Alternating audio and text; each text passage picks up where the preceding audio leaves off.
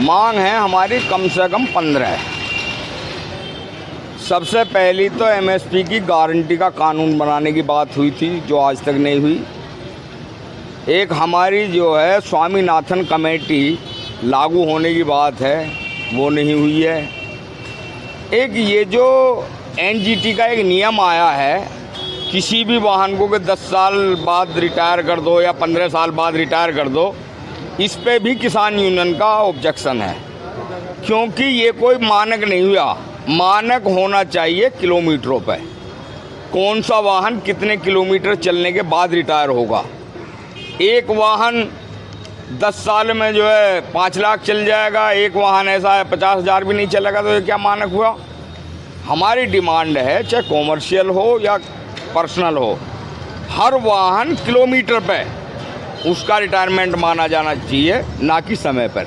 ये कंपनियों को सीधा सीधा फ़ायदा देने की बात है।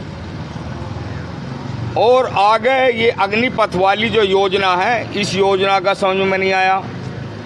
असलियत तो ये है, जब से मोदी सरकार आई है, मोदी सरकार जितने भी कानून लाई है वे किसी की समझ में नहीं आए। सबसे पहले इन्होंने नोटबंदी करी, हिंदुस्तान के अर्थशास्त्री आज तक नहीं समझ पाए, सरकार आज तक अर्थशास्त्रियों को नहीं समझा पाई कि भाई नोटबंदी का क्या लाभ होना है। फिर ये लाए सीएए, हिंदुस्तान के मुसलमान हिंदू किसी को भी ये आज तक नहीं समझा पाए सीएए क्या है, इसका क्या लाभ है।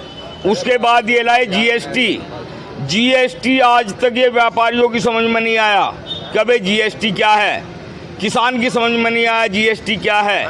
उसके बाद ये किसान कृषि बिल लाए, किसान की समझ में नहीं आया, 13 महीने दिल्ली के बॉर्डरों पर पढ़ना पड़ा।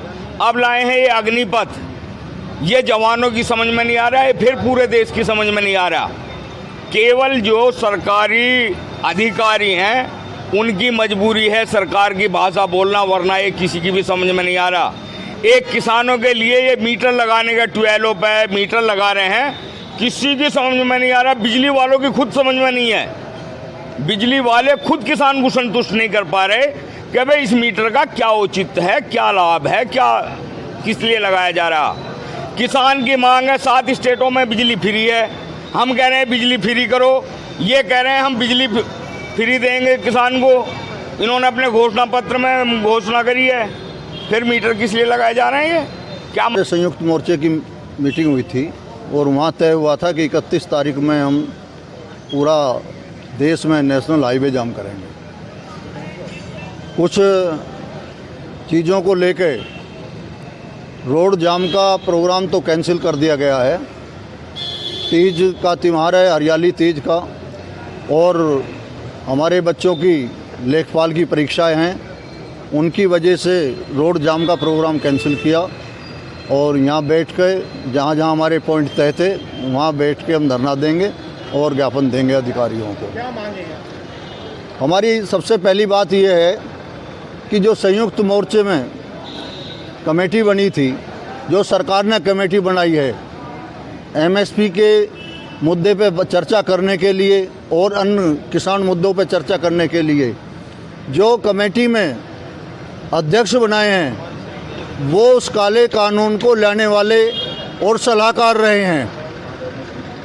जो किसानों का प्रतिनिधिमंडल पूरे देश के किसान संगठनों से आना चाहिए था, उसमें 3 नाम लेकर 3 बात कहकर कि 3 किसानों के नाम दे दे संयुक्त मोर्चा, वो पूरे देश के किसानों का जो है अपमान कर रही है सरकार। इसलिए हम उसका विरोध करते हैं। मांग करते हैं कि देश में किसान, मजदूर, मेहनतकश आदमी की रोटी की लड़ाई देश के किसान ने 13 महीने लड़ी। हमसे जुड़े रहने के लिए हमारे YouTube चैनल को सब्सक्राइब करें और नई वीडियो की नोटिफिकेशन के लिए बेल आइकॉन को दबाएं। अगर आप ये वीडियो Facebook पर देख रहे हैं तो लाइक जरूर करें और ज्यादा से ज्यादा शेयर करें। धन्यवाद।